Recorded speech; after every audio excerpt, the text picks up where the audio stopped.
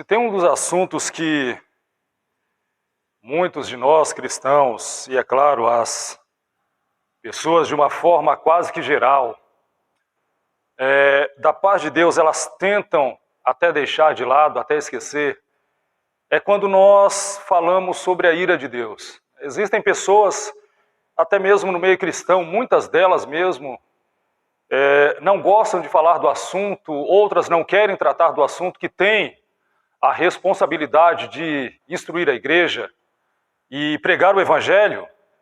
Isso é responsabilidade da igreja de forma geral, mas existem aqueles que têm a responsabilidade das instruções dentro da igreja, e muitas vezes acaba deixando um assunto que é para nós observarmos também, porque faz parte das Escrituras.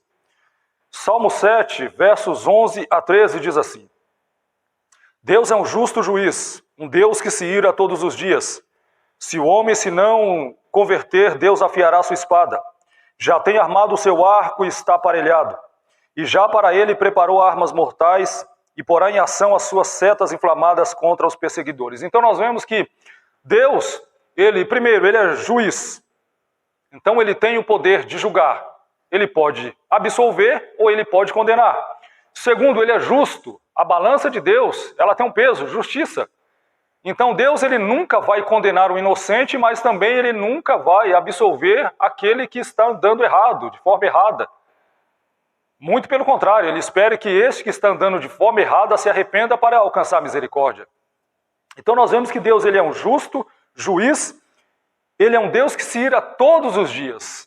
A pergunta que nós devemos fazer é a seguinte: por que Deus se ira todos os dias? Qual o motivo dessa ira diária de Deus? Então, se o texto é claro em dizer que Deus, ele se ira todos os dias, ele se ira. E não adianta nós tentarmos, vamos dizer assim, tapar o sol com a peneira, para não trazermos em pauta este assunto, a ira diária de Deus. Juízes capítulo 17, verso 6 diz assim: naquela época não havia rei em Israel. Cada um fazia o que lhe parecia certo. Então, quando nós andamos da forma que nós queremos, que nós não damos satisfação a Deus, dos nossos passos, das nossas ações, das nossas escolhas, das nossas decisões, em outras palavras, nós fazemos o que bem queremos, e andamos em um caminho que é totalmente contrário àquilo que Deus, ele propõe para nós, ele estipula pela sua palavra, é claro que nós vamos angariar para nós a ira de Deus.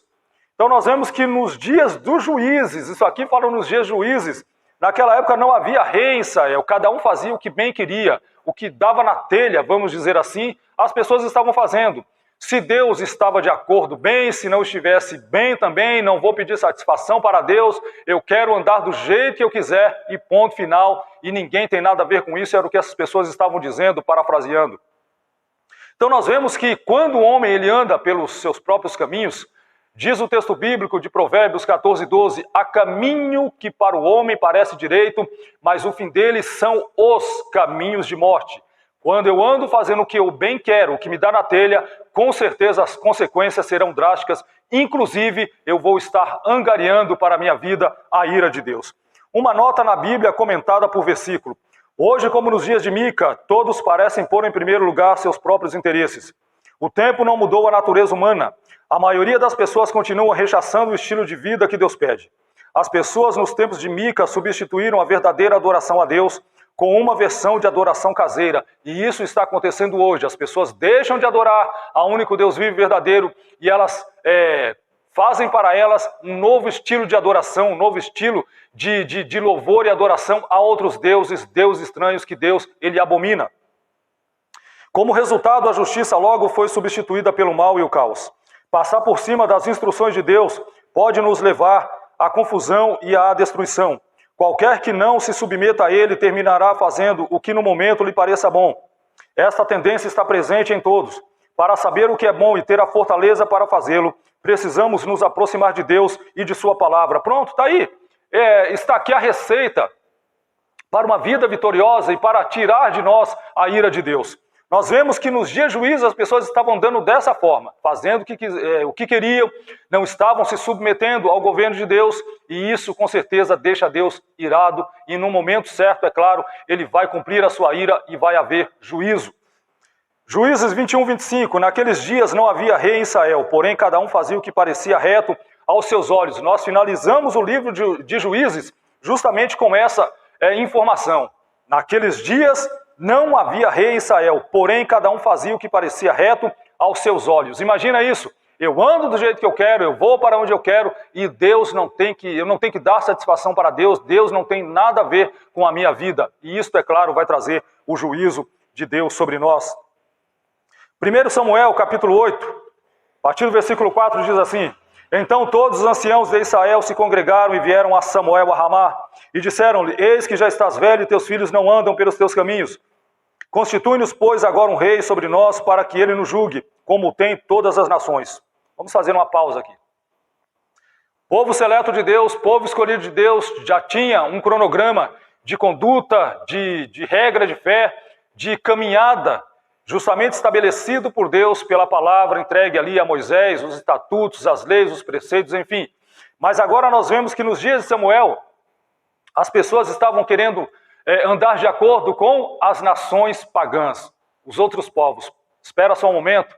Como que nós, povo de Deus, povo escolhido, povo eleito, nação santa, vamos estar agora querendo andar no caminho dos pecadores? Isto, é claro, vai trazer a ira de Deus sobre nós, sem dúvida. O povo de Deus precisa entender que ele é diferente, tem uma lei diferente, tem preceitos diferentes, tem um único Deus vivo e verdadeiro para que nós possamos servir e adorar. Mas quando isso deixamos de lado, com certeza Deus ele vai ficar irado. E esta afirmação aqui, nós queremos ser como as outras nações, não queremos o governo de Deus, é o que nós vamos ver ainda nos versos a seguir. Versículo 6, porém essa palavra pareceu mal aos olhos de Samuel quando disseram: dá-nos um rei para que nos julgue. E Samuel orou ao Senhor. E disse o Senhor a Samuel: ouve a voz do povo em tudo quanto te disser, pois não te tem rejeitado a ti, antes a mim me tem rejeitado, para eu não reinar sobre ele. Quer um motivo mais plausível do que esse, de Deus ficar irado, as pessoas não quererem que ele governe a vida das pessoas? Um governo de Deus, pela sua vontade, é bom, é perfeito e é agradável. Mas as pessoas querem andar de acordo com a sua própria vontade, de acordo com aquilo que acham que podem fazer, que devem fazer, que sabem fazer, e com certeza isso vai trazer a ira de Deus sobre a vida das pessoas. E este povo aqui, ele foi alertado que se tivesse um rei humano, que não era tempo, Deus ainda estava trabalhando essa questão do rei humano ali para a nação de Israel, para o povo escolhido.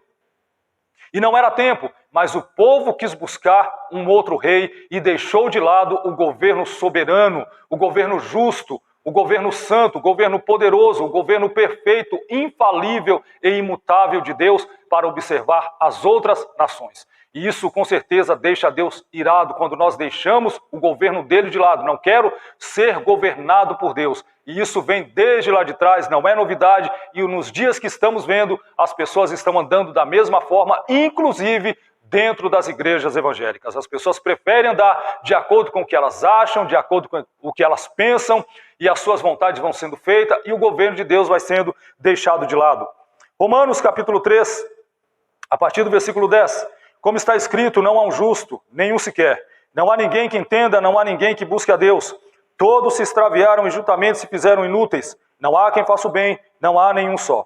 A sua garganta é um sepulcro aberto. Com a língua tratam enganosamente. Peçonha de áspides está debaixo de seus lábios, cuja boca está cheia de maldição e amargura. Então nós vemos aqui, esta é a qualidade das pessoas.